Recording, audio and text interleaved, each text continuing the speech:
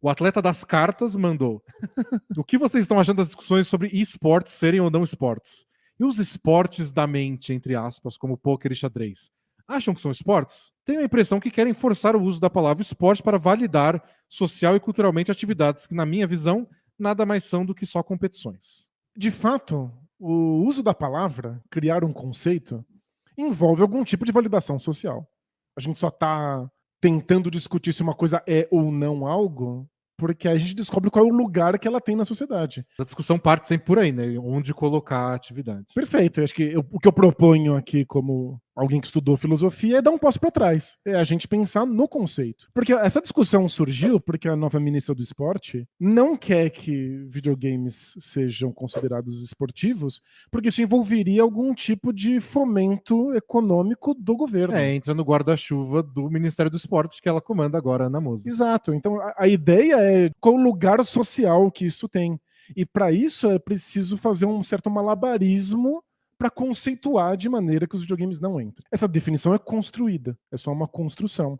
A gente tem que testar algumas definições, ver se cabe as coisas que a gente popularmente considera esportes e depois a gente vê se videogames entram. E já faz muito tempo que eu uso a conceituação de um antropólogo que estudou jogos a vida inteira, que é o Roger Caillois. Ele estuda vários tipos diferentes de jogos e separa os jogos por gêneros. Tem os jogos de alea, que são os jogos de azar, de acaso, de adivinhar coisas.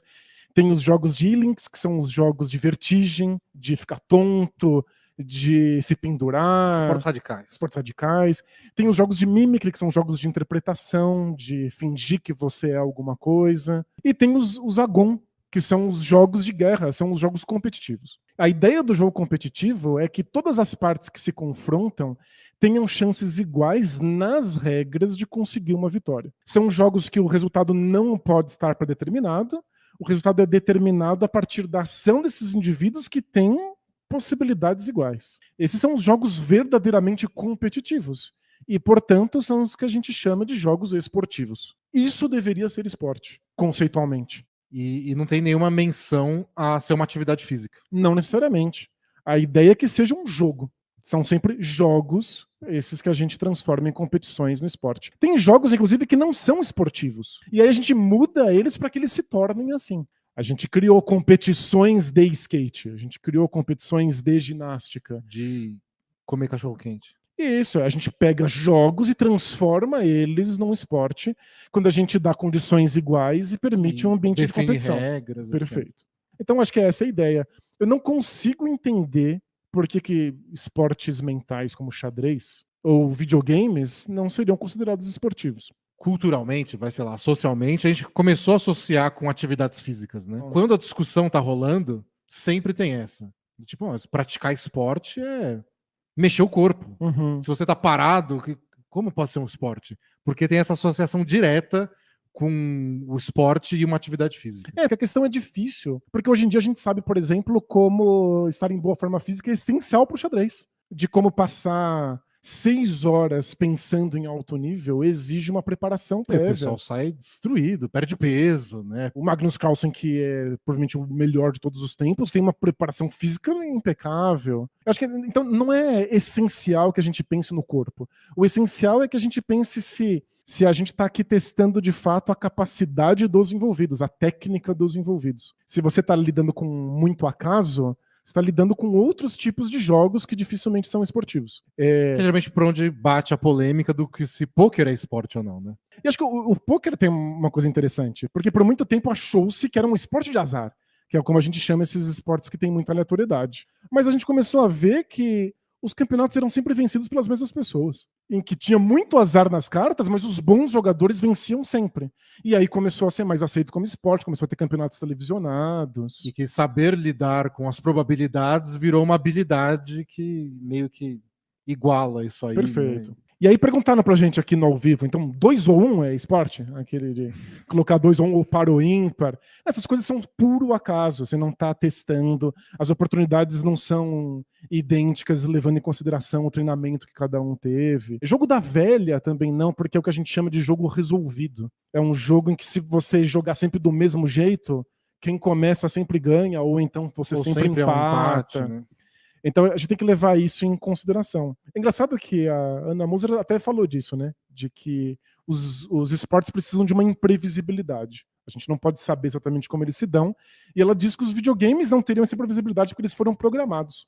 É porque no FIFA, lá do Super Nintendo, você chuta do mesmo lugar, é sempre gol. Sempre gol. Mas é engraçado. Só você descobrir aquilo que você quebra o jogo. É que, tipo, se essa for a regra do jogo, se você chuta sempre de lá é sempre gol, os dois lados têm as mesmas chances. E aí o jogo se torna sobre você não deixar a bola chegar ali. Pode ficar mais chato, mas funciona. Existem jogos de videogame que são previsíveis. Eles são escritos, pensados, programados para serem sempre do mesmo jeito. Eles estão tentando te causar uma experiência, uma sensação. Eles não são esportivos. Nem todo jogo de videogame é esportivo. Tem uns que tentam ser e a maioria não sequer pensa nisso. Né? Isso, a esmagadora maioria dos jogos de videogame, até os que querem competição, não são esportivos, não conseguem.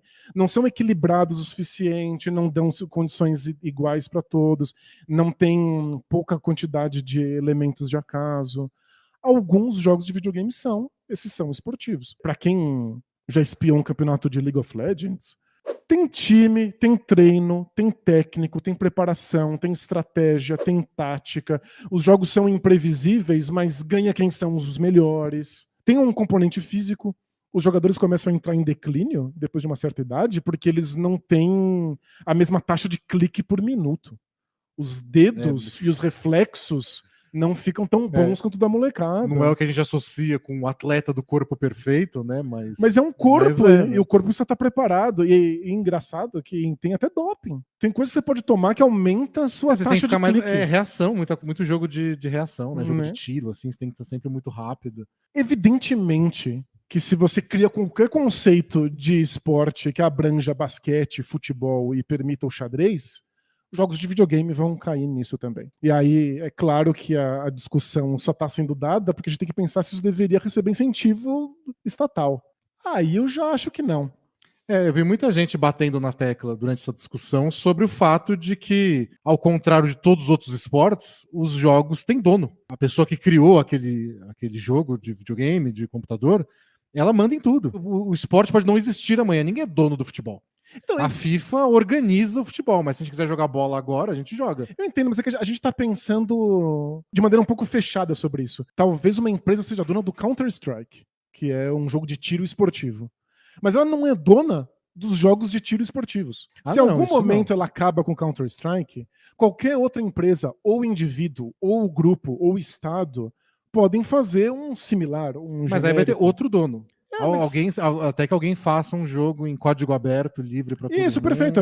Essa é uma possibilidade. Vai ser exigência do COI para entrar nas Olimpíadas, é que seja código Pode ser um código aberto. Não tem diferença entre a NBA, que tem donos, e a FIBA, que tem outros donos, mas o basquete em si é para além disso. Os jogos de tiro esportivos também são. Se pensar, tipo, League of Legends, ele é o principal exemplo de um estilo de jogo que é um MOBA. Dá pra criar outros. Mas jogam? Então, mas aí, não faz nenhum sucesso. Não faz nenhum sucesso, mas eu acho que isso não deveria interromper, nem impedir a gente de entender isso como esporte, apesar de que tem um dono, essa versão específica. O que eu acho que vai ficar mais importante no caso da discussão de uma empresa ser dona é a parte da função do Ministério do Esporte em fomentar tudo mais. Eles podem olhar para isso e falar, bom, a empresa que fomente. Então, justamente por isso que eu não acho que precise de fomento estatal. Acho que não precisa de dinheiro. As empresas estão interessadas em gerar dinheiro com isso e elas mesmas podem se bancar. Assim como não deveria ter fomento estatal na NBA. Sim, não precisa. Não faz sentido. A NBA é uma empresa, ela consegue se gerenciar. O apoio estatal precisa vir em esportes que a gente gosta, que a gente queria manter, porque são expressões do espírito humano, e que se você não der apoio, desaparece. Muito difícil jogar handball. É difícil. É difícil jogar handball. Jogar handball é difícil, né?